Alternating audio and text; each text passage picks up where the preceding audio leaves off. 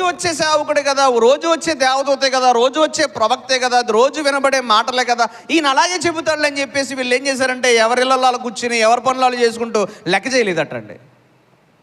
లెక్క చేయబోసరికి ఒకనాడు దేవుడు వారిని విసర్జించి ఆ యొక్క పట్టణాల్లో ఆ యొక్క జనుల మధ్య పంటలు లేకుండా చేసేసాడటండి. క్షామం అంటే ఏంటంటే కరువు అంటే ఏంటంటే తినడానికి తిండి లేకపోవడమే కరువు అండి. ఎప్పుడైతే కరువు వచ్చిందో ఆకలి ఎక్కువగా వారికి ఆకలికి వేసి వారు చాలా దుర్భరమైన జీవితాన్ని జీవించారు.